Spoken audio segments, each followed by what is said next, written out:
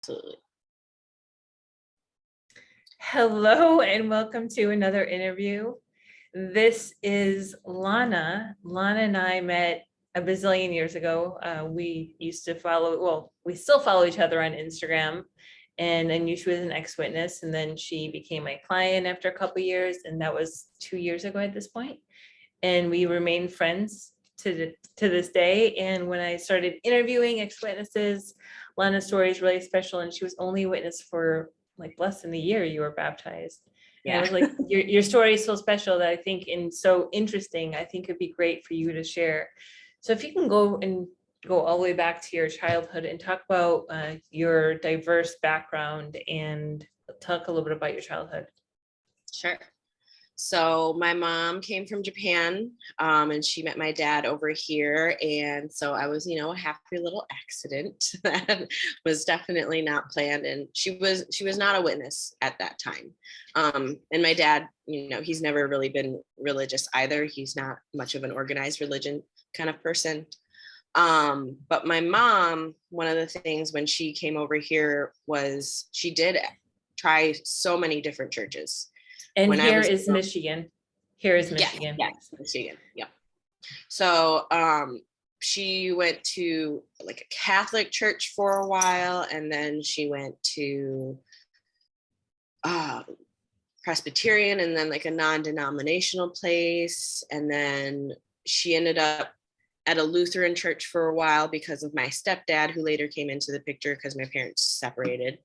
And then, one day Jehovah's Witnesses started coming to the door. I was in middle school, I believe, because we still had the old house. And so the witnesses started coming to my door, and my mom didn't want anything to do with them at first. She would speak, pretend like she didn't speak English. She would speak Japanese to them all the time. And then lo and behold, in the middle of nowhere, Michigan, they sent a Japanese sister to the door. And so, we live in rural Michigan where predominantly white, there's maybe one other Asian family in like my whole town.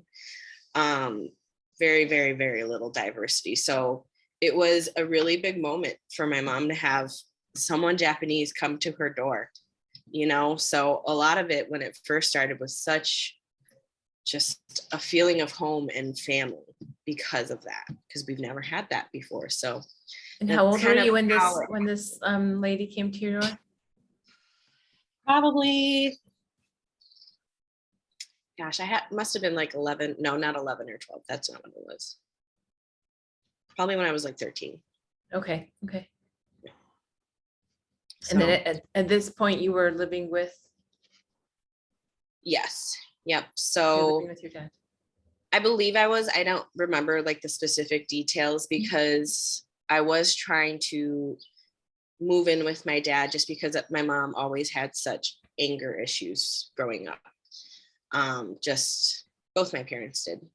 But, I was little. I didn't really know my dad as much. And, I wanted to be with my dad like any little girl would want. So when things were really hard with my mom and her anger was really bad, I asked to live with my dad, and all hell broke loose. And I did end up living with my dad, which was great, but I couldn't tell you if, I don't think the Jehovah's Witnesses happened until after that.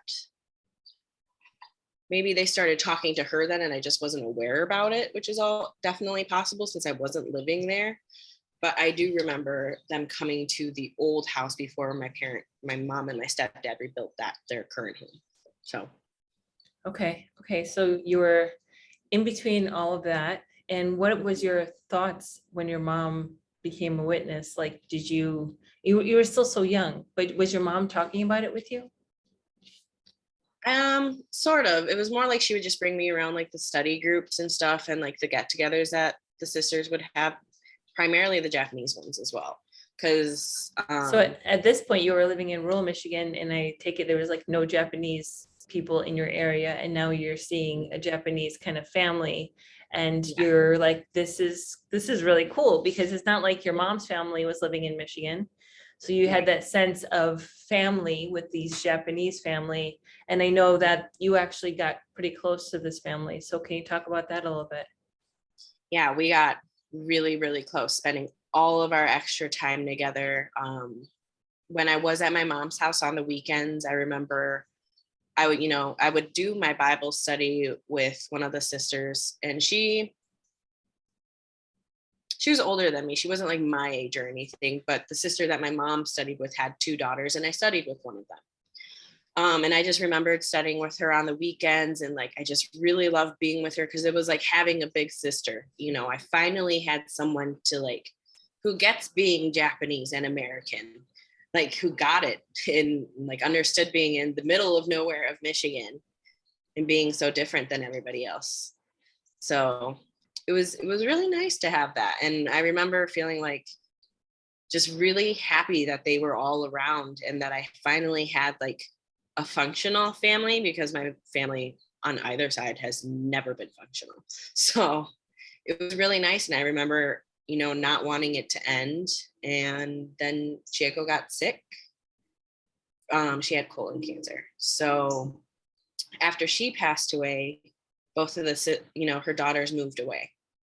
And that's when it started getting hard for us and like relearning how to be a part of the congregation. And that's when everybody tried to like force me to be friends with young people, like people my age. And I've never been that type of person. I was an only child, so I was always around adults. And I liked being around older people, but I started hanging out with this younger group of people.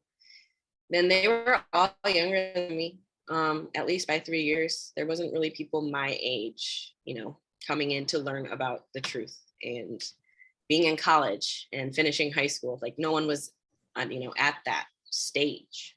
So it was hard.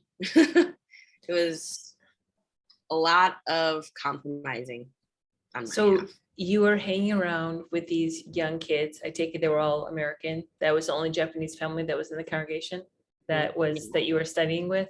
So now Yeah, you're and then hanging out. anymore. Oh, and they didn't live there anymore. They moved away. So now you're thrown into the congregation. That family's left, and you're hanging out with kids that are your age and younger. And how old were you at this point?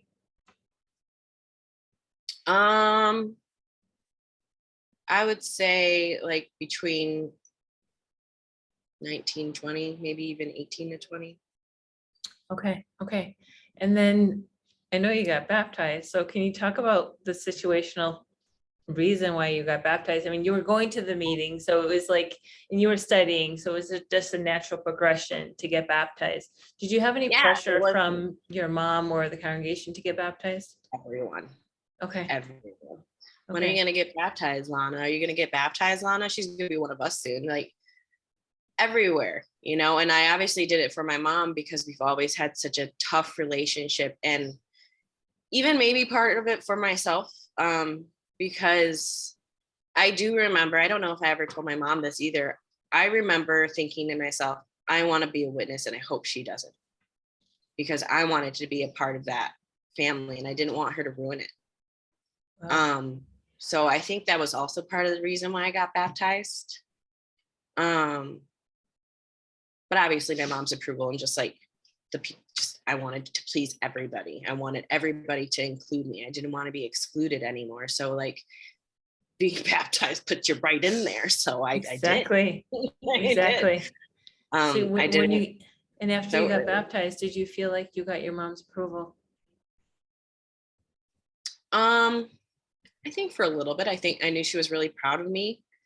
I think I was kind of in a high of like people being happy with what I did, but Of course. at the same time, there was all that nasty stuff happening with CJ. So talk a little bit about CJ and who he is and what part of, tell us more around the story of him. yeah. So it's weird that I'm going to use his name, but I'm going to use it. CJ was a person that I, had dated. And he was, one of those boys that could gaslight you. He can make you feel so guilty about like not showing affection the way he wanted, which was always sexual. One of the first times, I mean, I don't remember it all that much, to be So honest, because this is, I'm sorry to interrupt you. This was actually a guy from your congregation that you dated. yeah. Yeah. Okay. So it was one of the young people's sisters, actually, that I was friends with. Okay. And you were 20 at this time, and how old is he? He's the same age. Okay. Okay. So you guys were 20 and you started dating. Mm-hmm. And were you dating when you got baptized, or did you date before you got Yeah. baptized? Yeah. It was, the secret time, like, because everybody always has that secret time when they're Of dating. course. So, no one knew. But the whole time I remember like having the elders question me about, the baptismal questions or whatever they're called. And I was like, oh my God, I'm going to die. Someone's going to get me in trouble because of everything that's happening with CJ right now. Oh my God. And I was like, the anxiety was just like so bad. But yeah, we were definitely talking at that time. And I think that really took away from, I guess, the joy of the baptism. And I think is also the big reason why I wasn't baptized for so long, very long, less than a year. So Yeah. So you were, maybe you should get an award for that. so it's you were saying that he needed to be, you guys needed to be sexual, and that was like more for him, and that went on after you guys got after you got baptized. It kept on going on. Before and after. Okay. Because it was a lot of force, a lot of guilt. Okay. Yeah, I didn't, I don't think it really registered to me as rape until a long time after. Until I was in therapy, really, when my therapist at the time had kind of suggested it, really. But I also thought maybe it was beforehand, because there were times when I wanted it, yeah, but there were times when I said no, very frequently. Wow. And I don't remember much from my conversations with the elders about that. But one of the biggest things I do remember is one of the elders telling me, make sure your yes means yes and your no means no. And I was like, where in my no did it sound like a yes? I don't know. Wow. And yeah. So they were almost making you feel like your no wasn't really a no. Yeah. I mean, I was young, I was flirtatious. Daddy issues all the way. but my no did mean no. Of course. And because I was baptized and he wasn't, I was the one punished. Yeah. Okay. He didn't get baptized until a few years after I was disfellowshipped. They let him get baptized. So do you remember what month you got baptized? Was it in the summer? Was it in the fall? It was in the summer. It was at the summer convention. Okay. Was it at Pontiac Silverdome? No, it was at the Toledo one. Okay. I was like, were we in the same convention? No.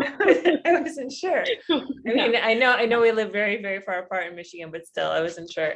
So here you are, you got baptized in the summer, and then what happened? Did you actually tell the elders, or did he tell the elders like what was happening? What was the situation around that?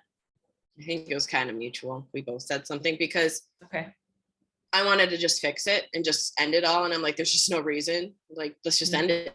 I don't want to do this anymore anyways. And like, he would it was like back and forth. Like he would try to guilt me into telling the elders, and then he'd come back and tell me to just really inappropriate things all the time, like wanting to do things and like over, web calls and everything. It was gross.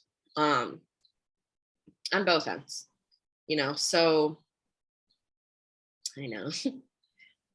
And then at what point, like how many months into it, did you end up?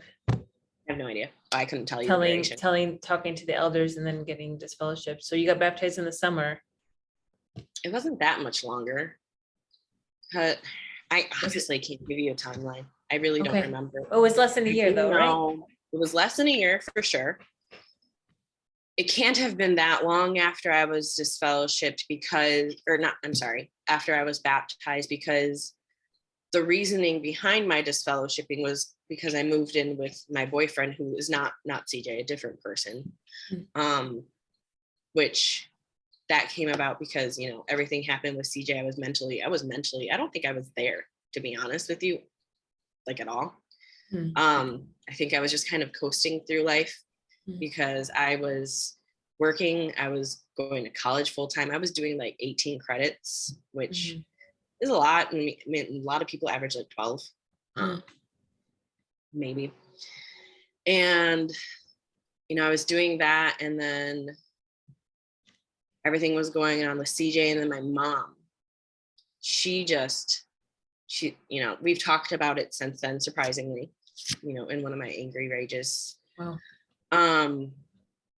But I was like, I needed you then.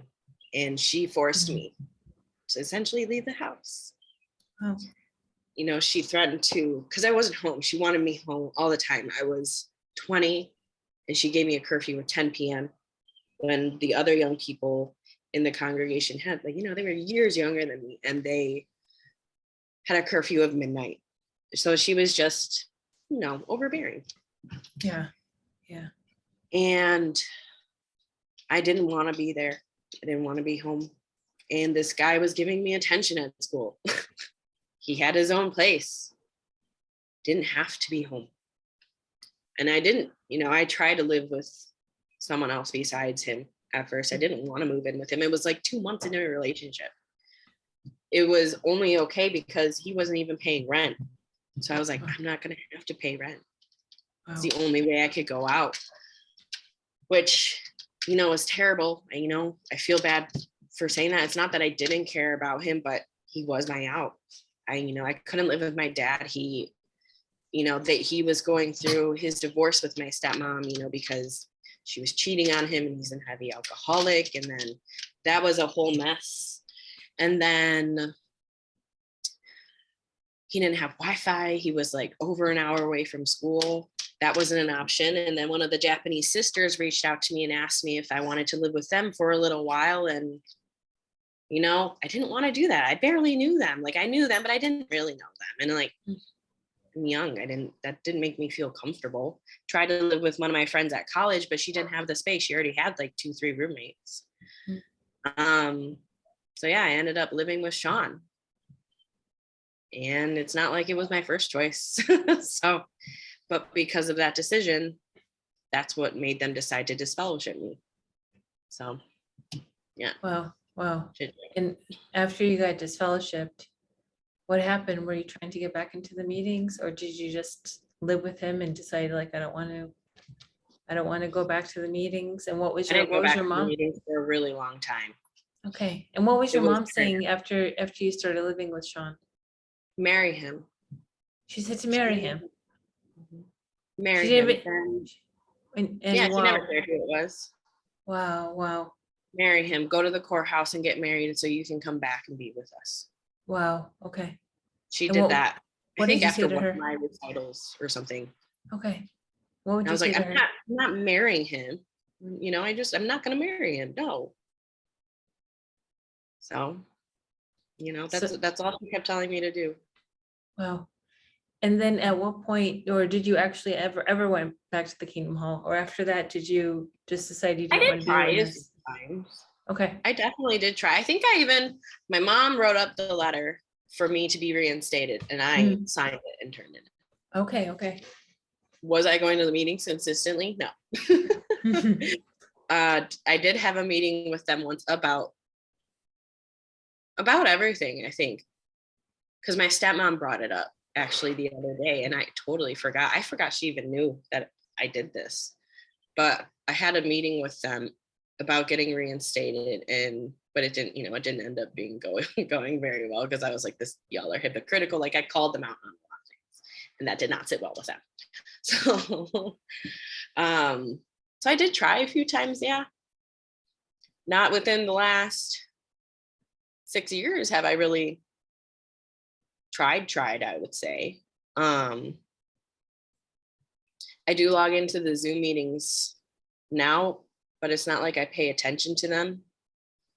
It makes my mom happy, which I know I'm still pleasing her in that way, but it's also less stress for me. And I personally don't feel like it's impacting me in any way, because I'm not listening to it. I just know when to sign out, which is so bad. So you're just doing it to make your mom happy. Yeah, but I also, this has also opened doors for me to talk to her. She's never heard me as much as she's heard me now. Wow. Mm-hmm. Wow. It's If something I I do didn't this know. whole thing, she will sit and have patience and listen to me. And I mean, it's not just the meetings. It was definitely even after all the fiasco last year with her and my stepdad almost separating. Because I know he's very special to you and a big part of your life. Yeah, he's so important to me. He's the best. Yeah. But you know, he's human. So. Yeah. So you're doing this, and she knows that you're tuning into the meetings, and it's allowing you guys to have a better friendship, mom and dad relationship. And that is the reason why you're tuning into the meetings. Yes. Yeah. Because I like I said, I don't really pay attention. And then if there are things I am curious about, because it's not that I want to return, it's I want to understand why my mom thinks the way she does. I want to understand her. And it's helped me have more empathy towards her and be less angry, which is really nice, because I'm like, this is why she thinks that way. I can't change that. This is who she is. So there are things where I will ask her. I'll normally just ask her. I won't pay it. Like, I won't search for it myself. I want to see what she has to say. And it, but sometimes I will listen and just listen to what they say and just kind of think about what they're saying and be like, this explains so much about my mom. You're not listening in with the idea of I'm going to get reinstated and get back in. No, it's more of just, I guess, a curiosity of my mom. So interesting. And how I see it too is I just want to be closer to my mom. I just want my mom to love me even more than she does. I guess that, yeah, there is that reason, but I really want to understand why she would choose this kind of lifestyle. But it's helped me understand her as a person and her childhood too, of why she chose this kind of life. Yeah. So why she tolerated so much bullshit from my dad, why she is the person she is. And that it's not just the meetings that I listen to better understand her. Like lately, I've been reading a lot of Japanese internment camps in World War II. I am half Japanese and I was raised by a Japanese mother, but I was raised in Michigan, in the middle of nowhere, surrounded by white people. So yes, I know the culture, but I don't know the culture. So I'm just trying to understand her, like, why would you choose a religion over me? Because I'm so sick of people saying, so shitty that your mom does that. It pisses me off that my mom does that. Yeah, welcome to the club. Like, what am I going to do about it? Like, there's nothing I can do about it. So. I hear you. My mom chose the religion over me 10 years ago. And she gets very defensive when somebody asks her how I am. I've known this because I've spoken to my cousins, and when they ask her how I am, she's like, she doesn't even want to talk about it. She just brushes it off as if I'm dead. So it's kind of like she chose that life. And now I have people that really appreciate me and love me. And I've had a lot of people that said she's missing out on your life. And I've already created a funeral in my head. I've put her underground and she's dead to me, but she's still alive. And now I see her on Facebook. She's constantly posting these Arabic scripture memes.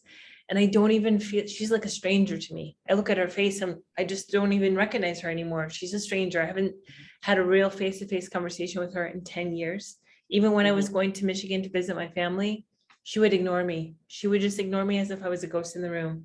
And to think that that was the person that I came out of her vagina. I'm her youngest girl. And it's fucking ridiculous.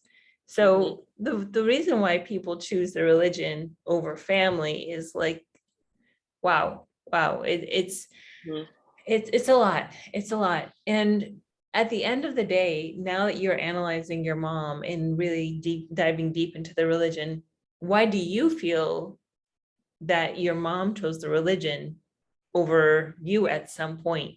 And can you just talk about that? I genuinely think she's doing the right thing. I think she thinks she's doing the right thing. 100% her soul. You did say it. I'm sorry, you did say it made her a better person. You said she was less angry as a witness, right? Yeah, she has improved. there's no doubt about it. But what also happened? She found out I was raped. She didn't know that for a while. Wow. She also had reality hit her in the face without me being there. She had to be with my stepdad and by herself. Wow. And that was hard. And then, they almost separated, and then she finally started going to therapy to talk about everything that's happened to her. And not even just the Jehovah's Witnesses, the physical abuse that my dad put her through, the mental abuse that she must have had as a child in Japan because of all that pressure you get from your parents. Wow. She's changed a lot.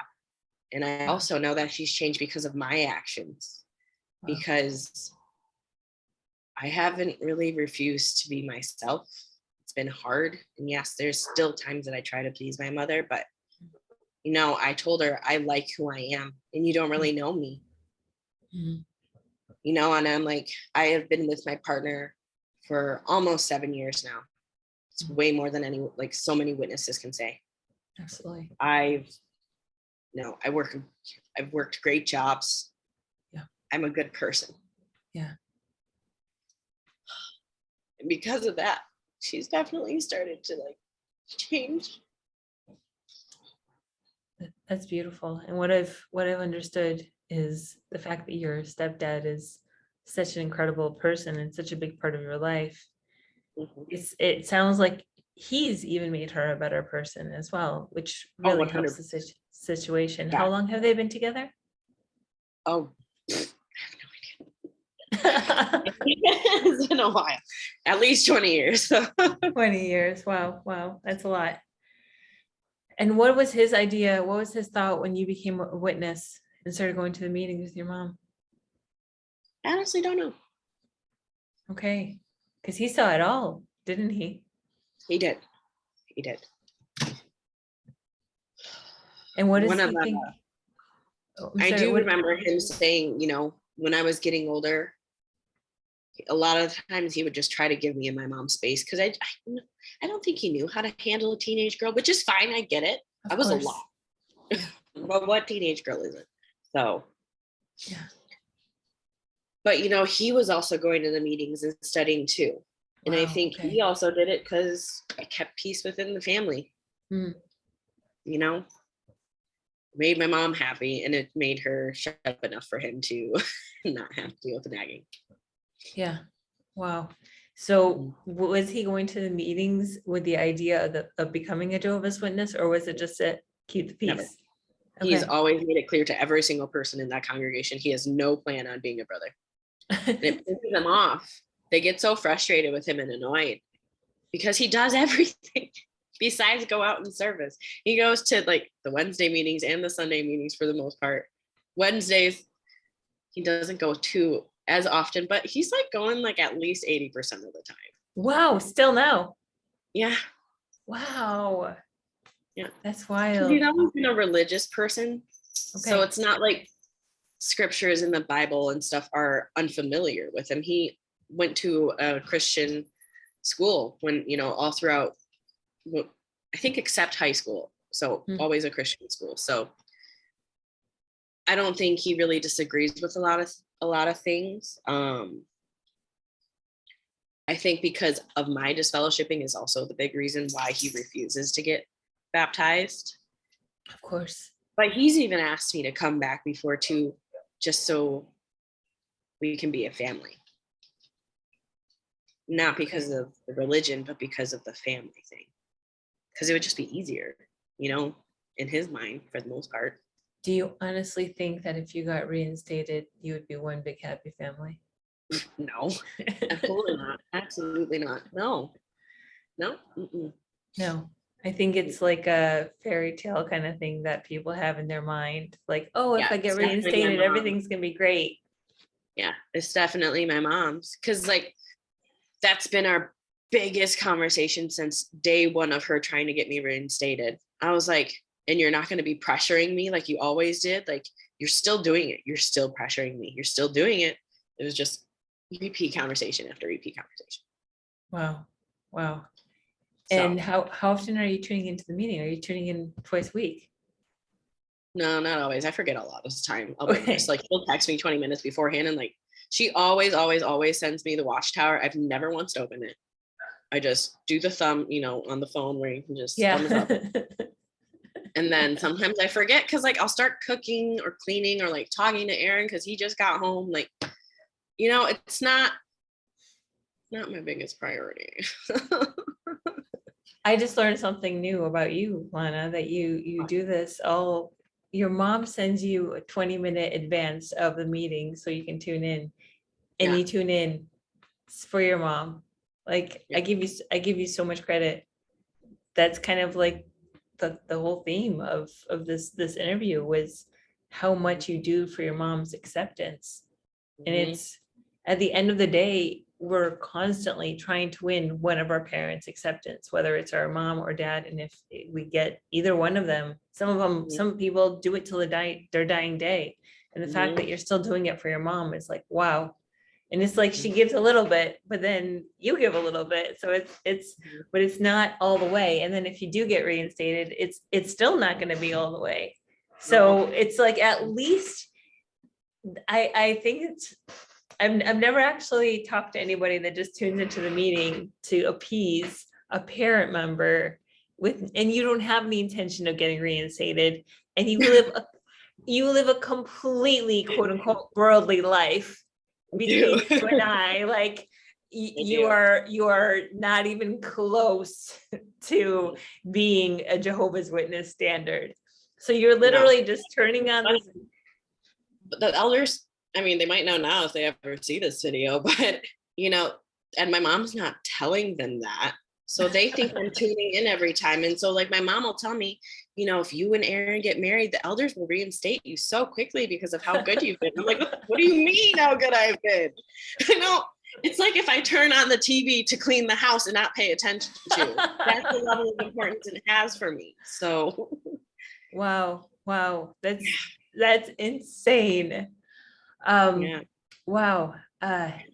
If I you never do things the normal way. Wow. If you could honestly say something to your mom about this whole situation and be really blunt about it without her getting upset at you, what would you say to her?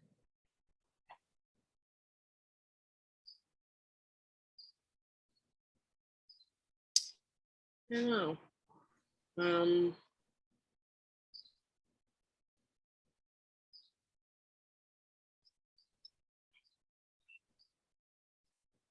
Part of me wants to apologize for what she's been through.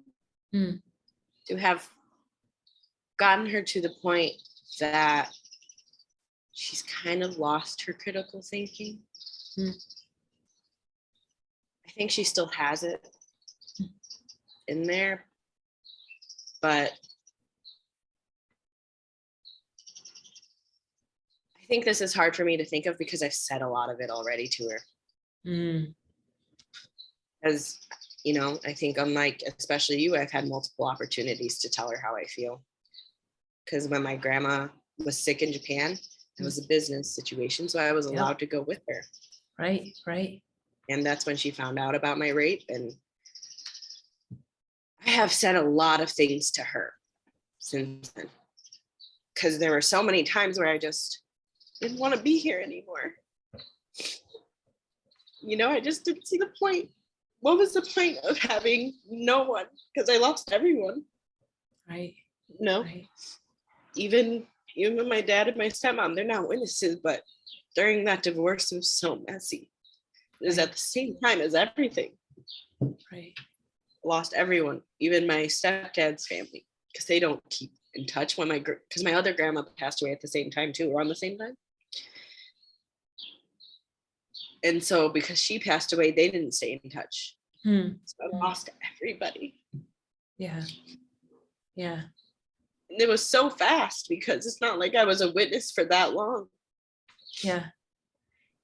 And here you are, I again, going back to you tuning into the meetings.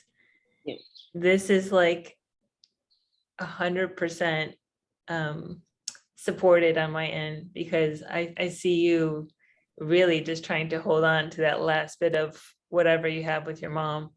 And this is like, this is what you need to do in order to keep that relationship going, even though it's fragmented and a little bit delusional. I think this is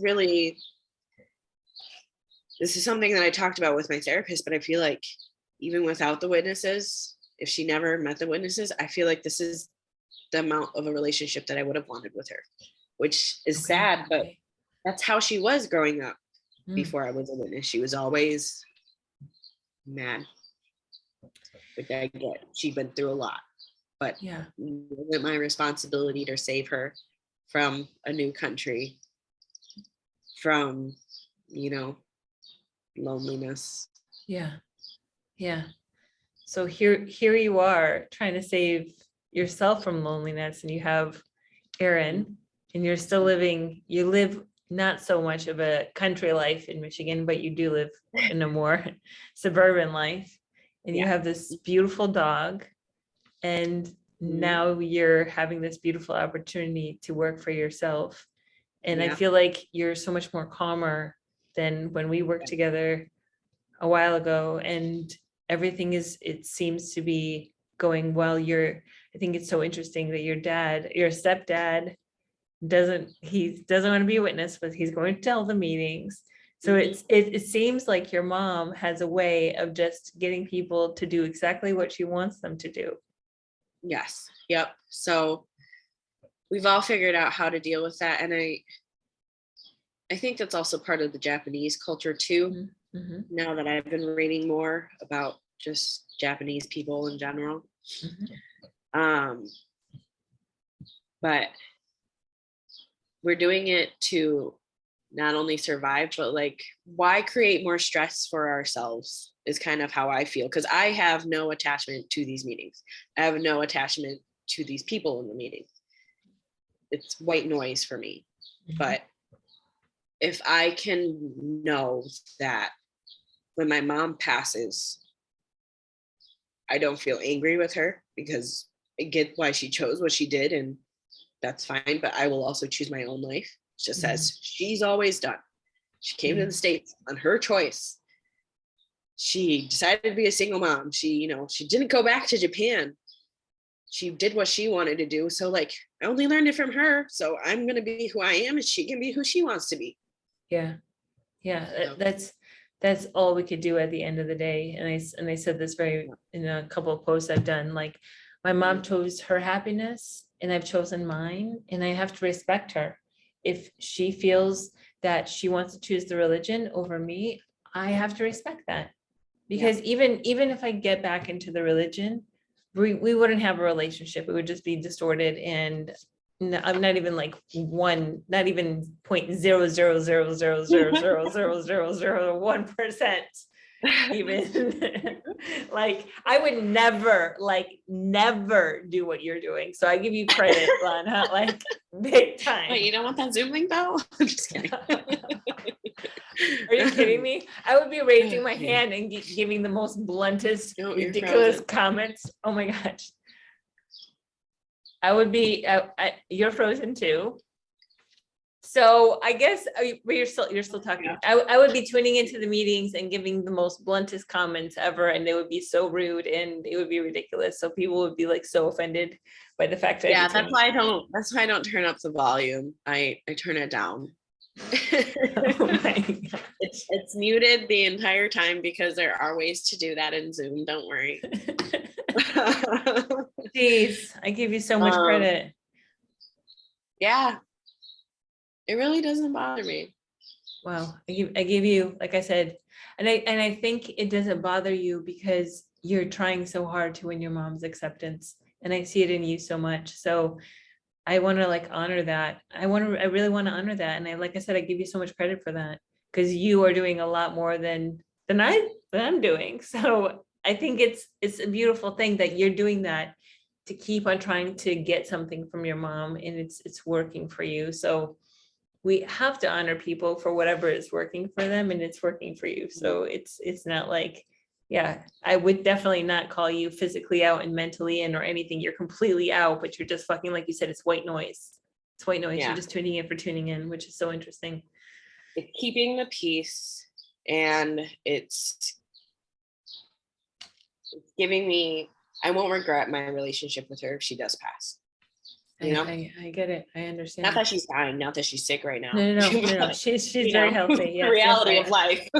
I completely understand. Wow. So I want to Um, be happy with my decisions. Yeah, I completely understand. Well, Lana, I'm kind of blown away now that we're ending this interview. I learned so many new things about you, especially this last bit that I shared about, or you shared about tuning into the meetings, and like, wow, that's really mature of you to do that to your mom, for your mom, and to keep on doing that. So like I said, I'm honoring that.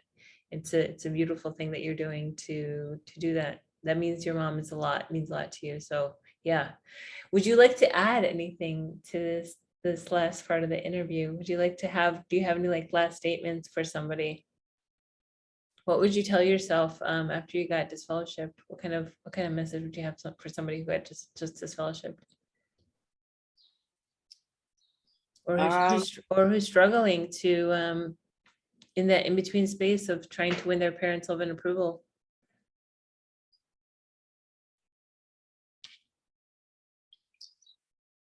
I don't know. For me, I needed time. Hmm. I needed that time, and I So needed to. I'm glad I always actively sought therapy or some sort of support. Very, very important. Because without it, trying to manage all those emotions, all those thoughts, all those dark thoughts, I might not even be here today. I've never attempted suicide, but like those thoughts can get very tempting. Absolutely. So, I know exactly what you mean. Yeah. When you lose a community, when you lose your support system, you can find it elsewhere. Yeah, absolutely. It takes a while. Like you said, it takes time.